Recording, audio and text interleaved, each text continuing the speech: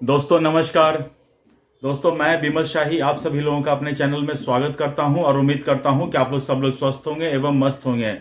सभी राष्ट्रवादियों और सनातनियों से ये निवेदन रहेगा कि आप लोग मेरे चैनल को सब्सक्राइब कर लीजिए और वीडियो को लाइक एवं शेयर भी कीजिए। दोस्तों हम लोग बात करने जा रहे हैं पश्चिम बंगाल के बारे में। दोस्तों पश्चिम बंगाल में इस साल 2026 में चुनाव होने जा रहा है और चुनाव से पहले चुनाव आयोग हर संभव प्रयास कर रहा था कि एसआईआर का काम कंप्लीट कर लिया जाए और इस मामले में वो चल भी रहे थे, सही से अपना काम वो कर भी रहे थे। लेकिन पश्चिम बंगाल की मुख्यमंत्री ममता बनर्जी ने चुनाव आयोग के सामने इतनी मुश्किलों का पहाड़ खड़ा कर दिया कि चुनाव आयोग के ऊपर ममता बनर्जी ने सुप्रीम कोर्ट में केस कर रखा है। पर डे सुनवाई होती है। चुनाव आयोग जिस तरह के अधिकारियों का डिमांड रखते हैं, ममता बनर्जी वो डिमांड पूरा नहीं करती हैं। तो किसी भी तरह से ममता बनर्जी चाह रही थी कि एसआईआर का काम पश्चिम बंगाल में ना हो और इसके लिए इस एसआईआर को रुकवाने के लिए वो सुप्रीम कोर्ट भी जाती है। कितने सारे बीएलओ की हत्या भी होती है, जान जाती है। एसआईआर का काम और भी स्टेट में चल रहा है, लेकिन जितनी मुश्किलों का सामना चुनाव आयोग को पश्चिम बंगाल में करना पड़ा है, उतनी मुश्किल और किसी स्टेट में नहीं हुआ है। तो फाइनली सुप्रीम कोर्ट ने कहा कि अब चूंकि इलेक्शन कमीशन और ममता बनर्जी दोनों में विश्वास की कमी है, they don't trust each other, तो इसके लिए सुप्रीम कोर्ट ने कहा कि अब वो जजेस की अपॉइंटमेंट करेंगे टू परफॉर्म एसआईआर। तो इस सुप्रीम कोर्ट के इस फैसले से ममता बनर्जी को एक समय के लिए तो लगा कि ठीक है।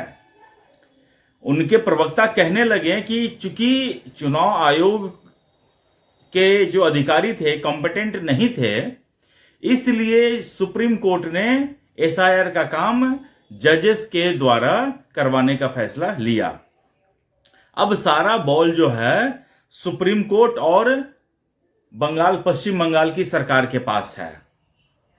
हालांकि सुप्रीम कोर्ट ने यह भी कहा है कि अगर समय पर एसआईआर नहीं होता है तो इसके गंभीर परिणाम पश्चिम बंगाल सरकार को भुगतने पड़ सकते हैं। अब गंभीर परिणाम किस रूप में भुगतने पड़ सकते हैं, इसकी हम लोग यहां पर चर्चा करेंगे। अब देखिए, पश्चिम बंगाल में 7 मई तक सरकार का गठन किसी भी सूरत हाल में हो जाना है। अंडर एनी सर्कमस्टांसेस 7 मई तक पश्चिम बंगाल में सरकार का गठन हो जाना है। अब पश्चिम बंगाल इतना डिस्टर्ब्ड स्टेट है कि वहां 1 या 2 फेज में चुनाव पॉसिबल ही नहीं है। 2021 का चुनाव भी 6 फेजेस में हुए थे, करवाए गए थे। अब जो है, और पिछले बार का चुनाव कराने में चुनाव आयोग को 2 महीने 60 दिन का समय लगा था।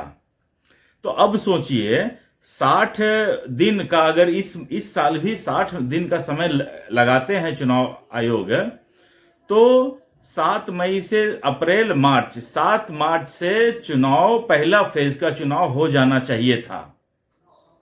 लेकिन अभी तक पूरी तरह से एसआईआर का काम कंप्लीट भी नहीं हुआ है। तो अब सुप्रीम कोर्ट ने अपने अंडर में इसको लिया है कि जजेस करेंगे एसआईआर का काम।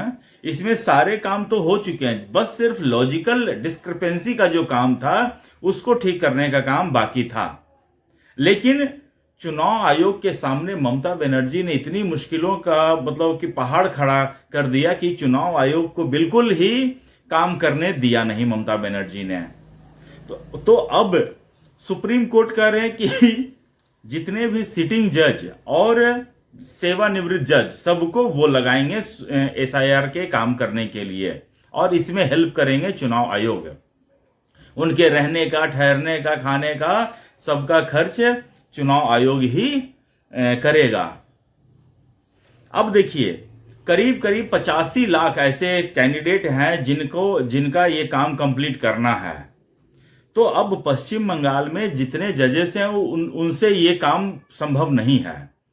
तो सुप्रीम कोर्ट ने एक और ऑर्डर पास किया। सुप्रीम कोर्ट ने कहा कि अब झारखंड और उड़ीसा के भी वकील मंगाए जाएंगे पश्चिम बंगाल में एसआईआर के काम को करने के लिए। इसके ऊपर पश्चिम बंगाल की सरकार ने फिर से ऑब्जेक्शन खड़ा किया। उन्होंने कहा कि झारखंड और उड़ीसा के जो जजेस हैं उनके पास बंगला समझने की या बोलने की या पढ़ने की क्षमता नहीं है, तो वो हो सकता है कि सही से काम कर नहीं पाए। लेकिन सुप्रीम कोर्ट ने कहा कि हम आपकी कोई बात नहीं सुनेंगे और बंगाल के एसआईआर के लिए झारखंड और उड़ीसा से भी जजेस आएंगे। तो अब देखिए पश्चिम बंगाल क्या कह रहे हैं, जो सुप्रीम कोर्ट क्या कह रहे हैं वो समझने का कोशिश कीजिए। सुप्रीम कोर्ट कह रहे हैं कि अगर एक जज एक दिन में 100 से 150 फॉर्म का कंप्लीशन करते हैं तब जाके पूरा प्रोसेस को कंप्लीट करने में 70 से 80 दिन लग सकते हैं। तो जब 70 से 80 दिन लग जाएंगे तो तब तक क्या चुनाव का क्या, 70 से 80 दिन तो अभी चुनाव में बाकी ही हैं।